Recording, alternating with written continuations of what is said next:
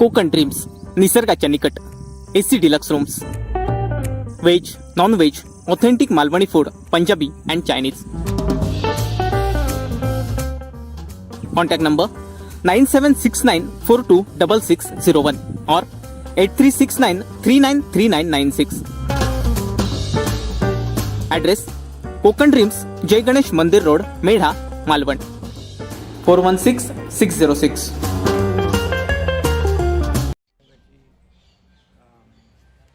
Governing काउन्सिलची आज बैठक होती. यामध्ये सर्व राज्यांचे जे काही जनहिताचे लोकांच्या फायद्याचे जे प्रकल्प होते त्या बाबतीत देखील चर्चा झाली आणि जी नॅशनल पॉलिसी आहे या पॉलिसी संदर्भात देखील त्यामध्ये चर्चा झाली. त्यामध्ये प्रामुख्याने कृषी विभागामध्ये देखील काही आमूलाग्र बदल कसे घडवता येतील, म्हणजे क्रॉप डायव्हर्सिफिकेशन असेल, म्हणजे ते जे काही जमीन बंजर असेल किंवा इतर पिकं घेत असो आपण त्याच्यामध्ये आपण बागायती शेतीकडे आपण कसं त्याला कन्व्हर्ट करता येईल या दृष्टीने देखील मोठ्या प्रमाणावर चर्चा झाली. आणि आपण राज्य देखील जवळपास गेल्या 5 वर्षामध्ये 4 लाख हेक्टरवर अशा प्रकारचं बागायती शेतीकडे आपण ती कन्व्हर्ट करतो आहे. मोठ्या प्रमाणावर जमीन सिंचनाखाली कशी येईल या दृष्टीने देखील चर्चा झालेली आहे. तर आपल्याकडे तर मनरेगा अंतर्गत बागायती शेती भाऊसाहेब फुंडकर हॉर्टिकल प्लांटेशन प्रोग्राम जो आहे त्याच्या तहत आपण काम करतो आहे. आणि मोठ्या प्रमाणावर शेतीमध्ये जे काही आमूलाग्र बदल म्हणजे ॲडव्हान्स टेक्नॉलॉजी आली पाहिजे. पारंपरिक शेतीबरोबर ऑर्गॅनिक शेती, नॅचरल शेती ही देखील झाली पाहिजे. किंबहुना जे म्हणजे त्याच्यातून आपल्याला म्हणजे हिंदीमध्ये दलहन आणि तिलहन म्हणजे त्याच्यामध्ये डाळीचं पल्सेस आणि पल्सेस कल्टिवेशन आणि ऑइल सीड क्रॉप जे आहे या मोठ्या प्रमाणावर त्याच्यामध्ये घेतले पाहिजे, जेणेकरून आपल्याला खूप मोठ्या प्रमाणात तेल आयात करावं लागतं. याच्या बाबतीत देखील प्रधानमंत्री महोदयांनी भाष्य केलेलं आहे. आणि ते आपल्यात जर तेलाचं प्रोडक्शन आपल्या देशामध्ये झालं तर 1 लाख कोटी ते एवढ्या मोठ्या प्रमाणावर तेल आयात करावं लागतं. तर सेल्फ सफिशियंट आपण झालं पाहिजे या बाबतीत देखील चर्चा झाली. एकंदरीत जे काही शेतीमध्ये आमूलाग्र बदल घडून शेतकरी सुखी झाला पाहिजे, बळीराजा सुखी झाला पाहिजे या संदर्भात चर्चा आपण राज्य त्यावर काम करतेच आहे.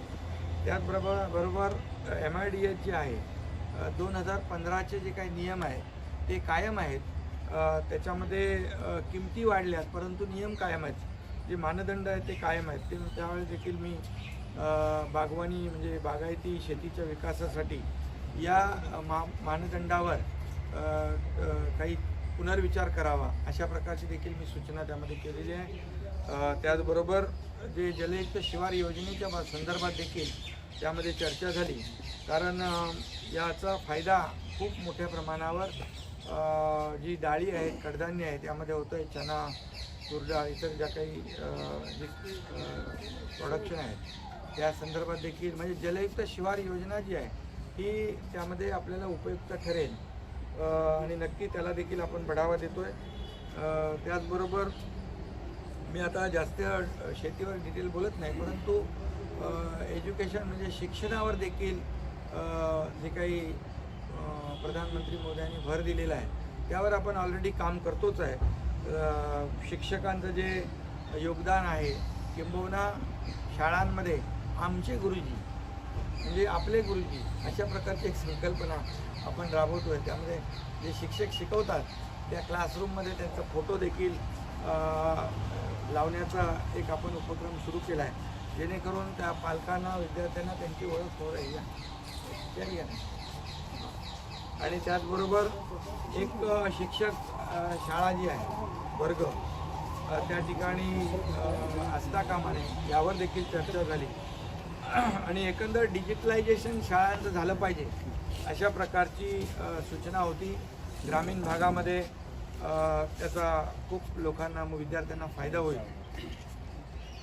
एकंदरीत शिक्षणाचं अपग्रेडेशन कसं होईल यावर आपलं राज्य शासन काम करतं आहे आणि या आयोगाच्या बैठकीमध्ये त्याच्यावर देखील चांगली चर्चा झालेली आहे.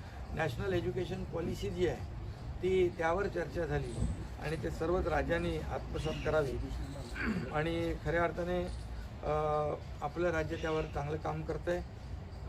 त्याचबरोबर सर्वाधिक मान्यताप्राप्त महाविद्यालय आपल्या महाराष्ट्रात आहे हा देखील मी मुद्दा त्या ठिकाणी प्रकर्षाने मांडला आणि त्यात देखील त्याच्यावर देखील प्राईम मिनिस्टर महोदयांनी भाष्य केलं होतं.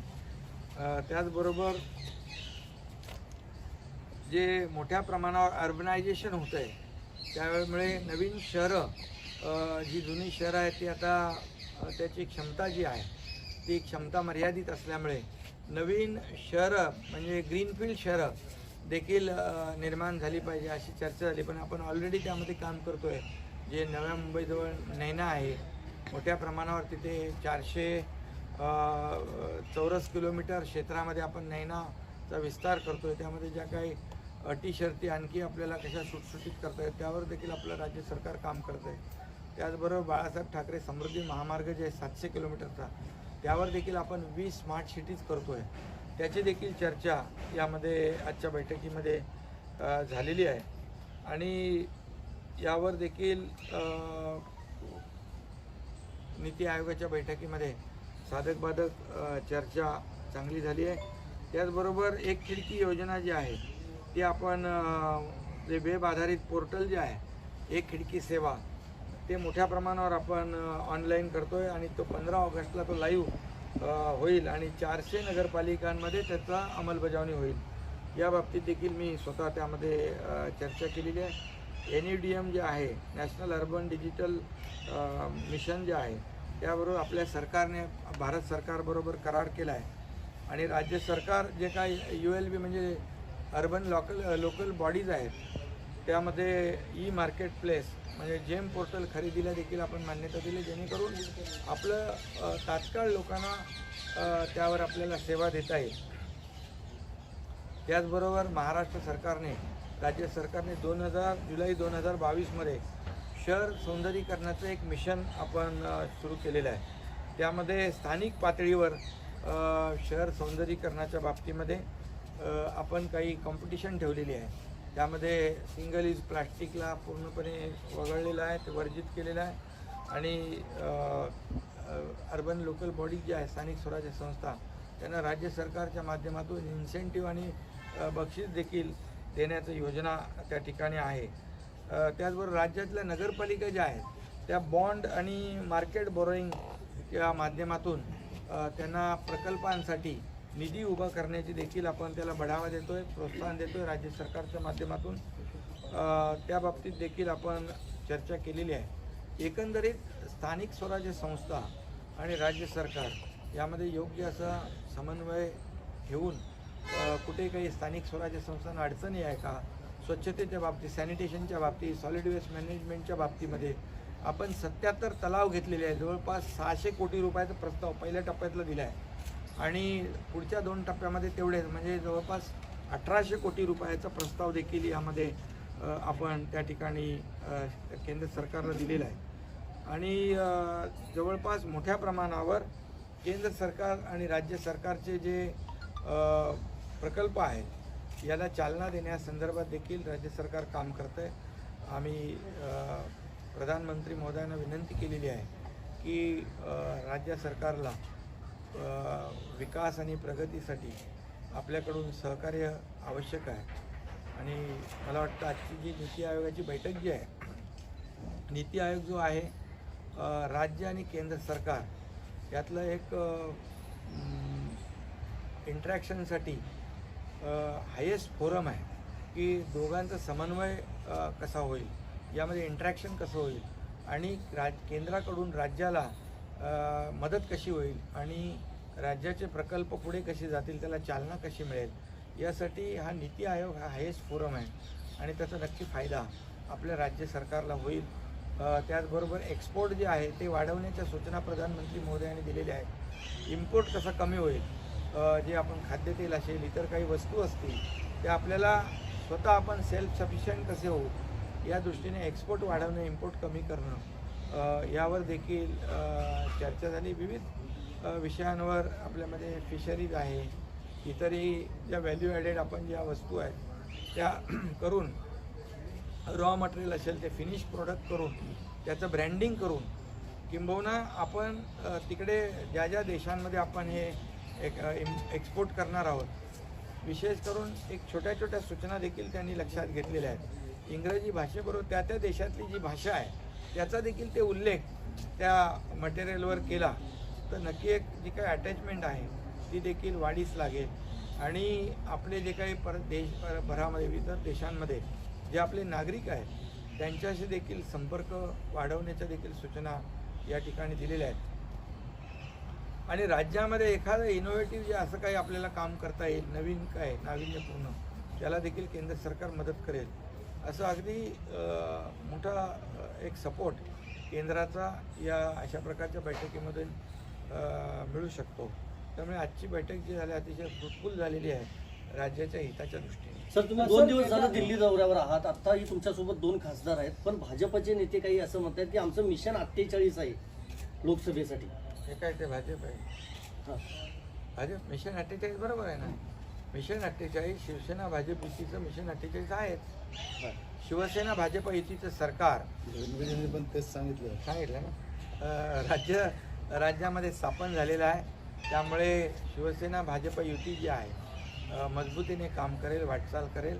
आणि मला वाटतं उपमुख्यमंत्री देवेंद्र फडणवीस साहेबांनी देखील अशा प्रकारचं आपल्याला सांगितलेलं आहे. सर, तुम्ही महाराष्ट्राचं पूर्ण सादरीकरण केलेलं आहे आणि पंतप्रधानांकडून महाराष्ट्राला या प्रकल्प असतील किंवा विकासाच्या दृष्टीनं काही विशेष जादा निधी देण्याचं काही आश्वासन किंवा घोषणा त्यांनी सांगितलं आहे की तुमच्या योजना ज्या आपण ज्या प्रस्ताव पाठवलेले आहेत त्याच्यामध्ये सिवरेज ट्रीटमेंट असेल, त्याच्यामध्ये सॅनिटेशन असेल, आपण त्यामध्ये STP आहे म्हणजे रिसायकलिंग वॉटर जे आपण शुद्ध करतो, ट्रीटेड वॉटर आहे, त्या STPs आपल्या जे प्रकल्प आहेत, पाणी म्हणजे ह्याचे मलनिस्सारण प्रकल्प असतील, पाणी पुरवठा योजना आहेत, सॅनिटेशनचे आहेत, त्याचबरोबर तलावाचं पुनर्जीवन आहे, असे अनेक प्रकल्पाचे जे आपण प्रस्ताव पाठवलेले आहेत त्यांना पूर्णपणे निधी प्रधानमंत्री महोदय देणार आहे. किती निधीची आवश्यकता आहे? काय आकडा आहे का किती निधीची आवश्यकता आहे? आम्ही जवळपास 18,000 कोटीचे प्रस्ताव त्यामध्ये पाठवलेले आहेत. आणि तलाव पुनर्जीवन जे आहे जवळपास ते 650 कोटी. अमृत सरोवर जे आहे 77 तलाव आहे, 580 कोटी रुपये. आणि जवळपास Amrut water supply and sewerage scheme जी आहे ती 28,000 कोटीचं उद्दिष्ट आहे. त्याच्यापैकी आम्ही 18,000 कोटीचे प्रकल्प जे आहेत मान्यतेसाठी पाठवलेले आहेत. आणि जवळपास 7 स्टार जे रँकिंगचे टॉयलेट आहेत ते देखील 100 ठिकाणी आपल्याला ते बनवायचे आहेत. त्याचबरोबर सॅनिटेशन आणि सॉलिड वेस्ट मॅनेजमेंटचे जे 12,000 कोटीचे प्रस्ताव ते देखील मान्यतेसाठी सादर केलेले आहेत. असे मोठ्या प्रमाणावर आपल्या राज्याने केंद्र सरकारकडे प्रस्ताव पाठवलेले आहेत. आणि मला अपेक्षा आहे, आशा आहे, विश्वास आहे की प्रधानमंत्री महोदय महाराष्ट्राकडे नक्कीच एका विकासाच्या दृष्टीने आम्हाला सपोर्ट करतील, पाठिंबा देतील. मुख्यमंत्री साहेब, याआधी अनेकदा असं म्हटलं जात होतं महाराष्ट्र यापूर्वीचं सरकार असेल किंवा काही की GSTचा परतावा मिळत नाही, त्यामुळे महाराष्ट्राचा विकास खुंटलेला आहे. तर यावेळेस तुम्हाला काय वाटलं की पैसे GSTचा परतावा मिळेल, निधी मिळेल असं दिसतंय का? परतावा मिळेल, निधी मिळेल. आणि आता शिवसेना भाजप युतीचं सरकार आहे, हे सर्वसामान्य लोकांना न्याय देणारं सरकार आहे. त्यामुळे सर्वसामान्य माणसाच्या हिताचे प्रकल्प थांबणार नाहीत अशा प्रकार आम्हाला आश्वस्त प्राईम मिनिस्टर मोदींनी केलेलं आहे. पण त्याचा या निधीचा विनियोग करण्यासाठी तरी किमान विस्तार आवश्यक आहे. विस्तार लवकरच होईल. आता विस्तार लवकरच होईल. आणि तुम्हाला अपेक्षा आहे की पुढे जाईल असं नाही, तुम्हाला ते दिसेल लगेच. अजितदादा असं म्हणतात की मुख्यमंत्री फक्त एकच शब्द बोलत आहेत की विस्तार लवकरच होईल, त्या पलीकडे काही होत नाही. आता त्यांना काय तारीख माहीत पडेल ना तुम्हाला. अजितदादा मला स्वतः म्हणत होते की तुम्ही दोघं छान काम करताय, लवकर डिसिजन घेत आहे. मी म्हणालो तुम्हीच सांगताय की लवकर करा मंत्रिमंडळ. म्हणजे संपर्क आहे तुमचा. भेटले ना मला जे अतिवृष्टीमध्ये पिकांच्या जे काही नुकसान झाले त्या बाबतीमध्ये आणखी काही प्रश्न घेऊन आले होते. तसं अजितदादांनी आमचे खूप विरोधी पक्ष नेते असले तरी आमचे घनिष्ठ संबंध आहेत. कोर्टासाठी काय थांबलंय का सर आपण? कोर्टासाठी काय थांबले का? काही कोर्टाचा काही विषयच नाही ह्याच्यामध्ये. हे बघा, कोर्टामध्ये सरकार मंत्रिमंडळाच्या बाबतीमध्ये कुठलाही चर्चा होते का तिकडे, किंवा कुठला स्टे आहे का? बिलकुल नाही. त्यामुळे जे काही विरोधी पक्षांना वाटतंय तसं नाही आहे. पण मग भाजप नेतृत्वाकडून उशीर होतोय का? नाही कसं आता नेतृत्व नाही, आता झालं आमचं.